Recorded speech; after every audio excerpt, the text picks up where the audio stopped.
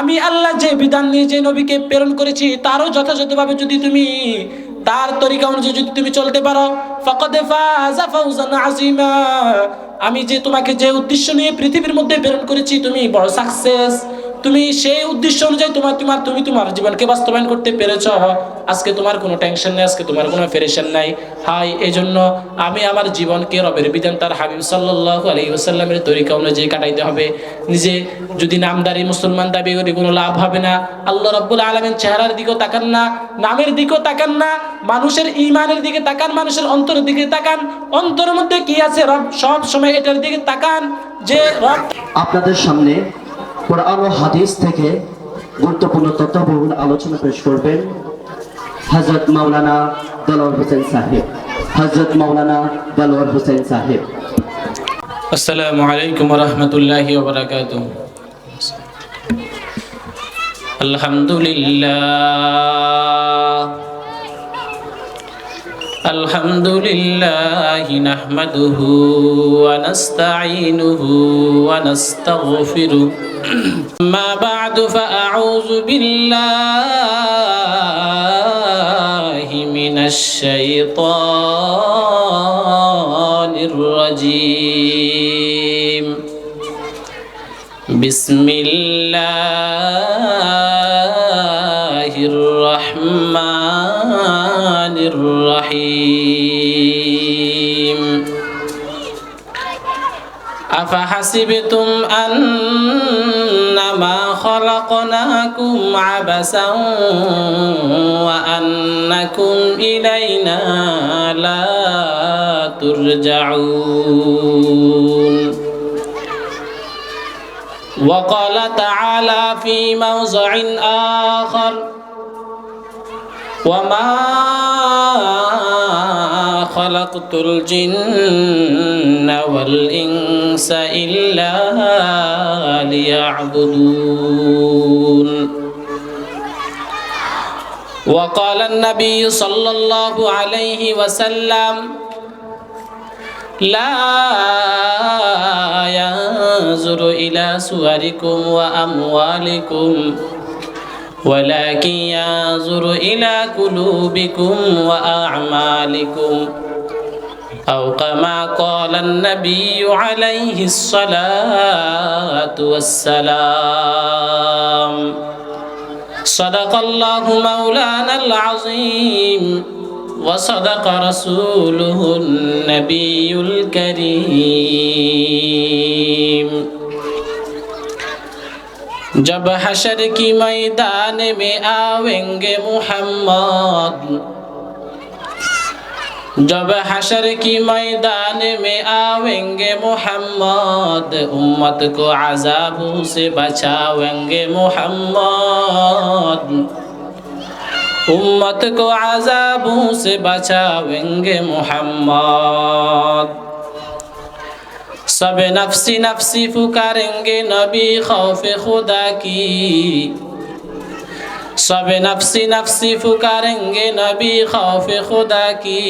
या उम्मती कहने हुई आवेंगे मोहम्मद, या उम्मती कहने हुई आवेंगे मोहम्मद। फरमावे के उम्मत के मेरे बख्श दो या रब, फरमावे के उम्मत को मेरे बख्श दो या रब। सर अपने को सिजदे में झुकावेंगे मोहम्मद, सर अपने को सिजदे में झुकावेंगे मोहम्मद। দারুল উলুম হক্কানিয়া মাদ্রাসা কর্তৃক আয়োজিত আজকের এই মহতি মজলিসের সম্মানিত সদরে ইজলাস, আমার সামনে উপবিষ্ট প্রিয় তালেবান ইকরাম এবং বিশ্বের বিভিন্ন স্থান থেকে আগত আল্লাহ রাব্বুল আলামিনের প্রিয় বান্দা বান্দীরা এবং পর্দার আড়ালের মা ও বোনেরা, আল্লাহ রাব্বুল আলামিনের দরবারে সর্বপ্রথম শুকরিয়া আদায় করছি যে রব্বে কারীম আজকে আমাদেরকে বর্তমান বিশ্বের এই নাজুক অবস্থার মধ্যে দ্বীনি বিষয় নিয়ে মুযাকারা করার তৌফিক দান করেছেন। যে মানুষ কিভাবে দ্বীনি লাইনে আগে বাড়তে পারে, মানুষ কিভাবে হেদায়েতের পথ পাইতে পারে, এরকম একটা উদ্দেশ্য নিয়ে এই সমস্ত কোরআনের মাহফিলগুলোর ইন্তজাম করা হয়।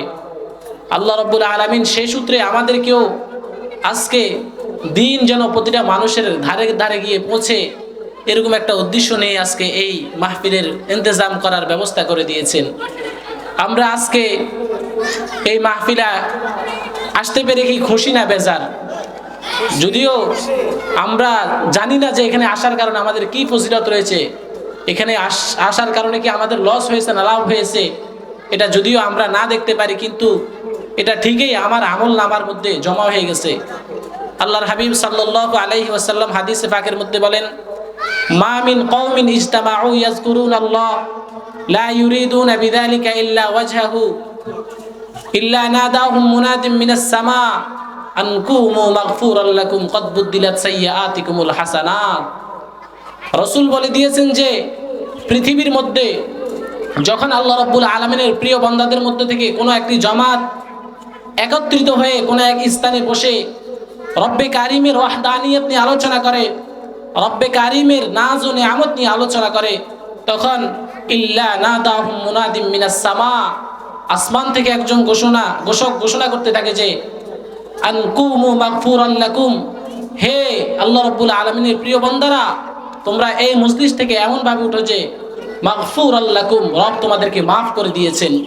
শুধু তোমাদেরকে মাফ করে দেন নাই, রাসূল বলে দিয়েছেন যে ক্বাদ বুদ্দিলাত সাইয়্যাতিকুমুল হাসানাত, আল্লাহ রাব্বুল আলামিন তোমাদের গুনাহগুলোকে নেক আমল দ্বারা ভরপুর করে দিয়েছেন। বলেন এরকম দামি মজলিসে কার বসার সৌভাগ্য?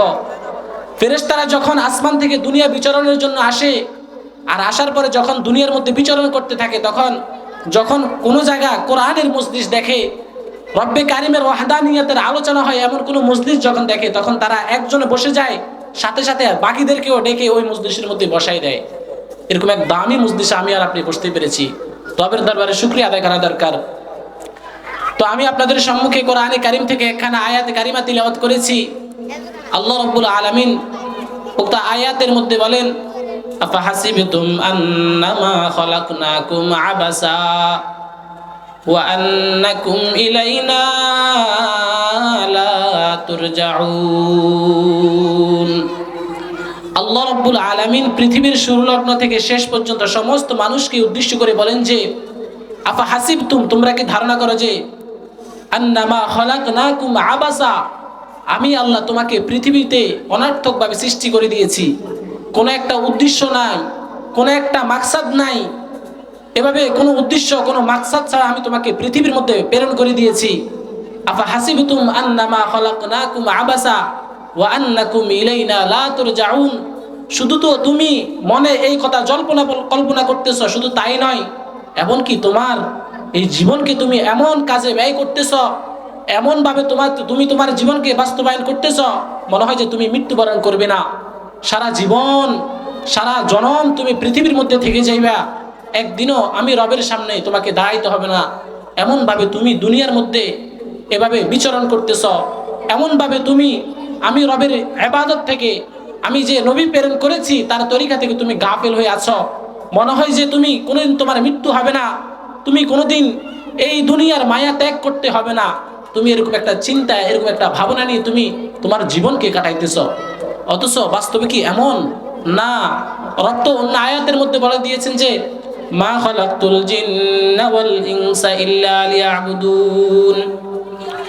আল্লাহ রাব্বুল আলামিন পৃথিবীর সমস্ত মানুষকে উদ্দেশ্য করে বলেন, হে আমার পৃথিবীর বান্দাবান্দীরা, আমি আল্লাহ তোমাদেরকে পৃথিবীর মধ্যে পাঠাইতাম না, আমি আল্লাহ তোমাদেরকে পৃথিবীর মধ্যে প্রেরণ করতাম না, আমি আল্লাহ তোমাদেরকে পৃথিবীর মধ্যে প্রেরণ করেছি একমাত্র আমি আল্লাহর ইবাদত করার জন্য। মা খালাকতুল জিন্না ওয়াল ইনসা ইল্লা লিয়াবুদুন। আমি আল্লাহ তোমাদেরকে পৃথিবীর মধ্যে প্রেরণ করতাম না, আমার একটা উদ্দেশ্য আছে, সেই উদ্দেশ্য হচ্ছে যে তোমরা পৃথিবীর মধ্যে আসবা, আর আসার পরে তোমরা আমি আল্লাহর গোলামি করবা, আমি আল্লাহর ইতাআত করবা। আমি যে নবীদেরকে তোমাদের নিকট প্রেরণ করেছি, এই নবী যে শরীয়ত নিয়ে এসেছে, যে দ্বীন নিয়ে এসেছে, এই দ্বীনের যথাযথ তুমি এভাবে দ্বীনের যত হক রয়েছে এগুলো যথাযথভাবে তুমি পালন করবা। নবীরা যেই বিষয় নিয়ে এসেছে আমার কাছ থেকে, তুমি তোমার জীবনকে বাজি রেখে, প্রয়োজনে তোমার জীবন শেষ হয়ে যাবে, তারপরে তুমি আমি যে নবীকে তোমার নিকট পাঠিয়েছি ওই নবীর ইত্তেবা তোমাকে করতে হবে। আল্লাহ রাব্বুল আলামিন এর আয়াত দ্বারা বোঝা যায় আল্লাহ রাব্বুল আলামিন মানুষকে পৃথিবীর মধ্যে এমনি এমনি পাঠান নাই। রব তো বলে দিয়েছেন যে আফাহাসিবতুম আন্নামা খালাকনাকুম আবাসাও ওয়া আন্নাকুম ইলাইনা লা তুরজাউন। মানুষের কৃতকর্মের উপর আল্লাহ রাব্বুল আলামিন বিবেচনা করে বলছেন যে তুমি পৃথিবীর মধ্যে এমন ভাবে চলতেছ মনে হয় যে তোমার মৃত্যু হবে না, অথচ তো আল্লাহ রাব্বুল আলামিন আমাকে এমনি এমনি পৃথিবীর মধ্যে পাঠান নাই, একটা উদ্দেশ্য নিয়ে পৃথিবীর মধ্যে প্রেরণ করেছেন। আসলেই রব বলে দিয়েছেন যে ওয়া আন্নাকুম ইলাইনা লা তুরজাউন, তুমি কি ধারণা করে আছো যে আমার নিকট যেতে হবে না, তোমার আমার সম্মুখে তোমাকে উপস্থিত হবে না? রব মানুষকে খেতাব করে এই আয়াতের মধ্যে বলে দিয়েছেন, কিন্তু অথচ অপর আয়াতের মধ্যে বলেন যে ইজা জা আজালুহুম লা ইস্তাখিরুনা সাআতান ওয়া লা ইস্তাকদিমুন। পৃথিবীর মধ্যে আমি আল্লাহ যত মানুষকে প্রেরণ করেছি এমন কোনো মানুষ নেই যে তারা চিরঞ্জীব, যে তারা চিরস্থায়ীভাবে পৃথিবীর মধ্যে থেকে যাবে। তাদের নির্দিষ্ট একটা সময় রয়েছে, এই সময়টা যখনই পুরে যাবে তখন তারা পৃথিবীর মায়া ত্যাগ করতে হবে। আজকে বলেন আমি আর আপনি আমার জীবনটাকে কোন কাজে ব্যয় করতেছি? রব আমাকে আপনাকে কি না দিয়েছে, রবের শুকরিয়া যদি আদায় করতে যায় তাহলে যেই দিন পৃথিবীর মধ্যে আমি এসেছি সেদিন থেকে যদি এই পর্যন্ত আমি যতদিন পৃথিবীর মধ্যে চলাফেরা করতেছি একটা সেকেন্ড যদি আমি এদিক সেদিক ব্যয় না করে যদি রবের দরবারে রবের এভাবে কুদরতি পায়ের মধ্যে যদি আমি সেজদা দিয়ে বসে থাকতাম তারপরেও রবের প্রতিদান হবে না। অথচ আমি আজকে আমার জীবনকে কোন কাজে ব্যয় করতেছি বলেন? রব তো বলে দিয়েছেন যে মা খালাকতুল জিন্না ওয়াল ইনসা ইল্লা লিয়াবুদুন।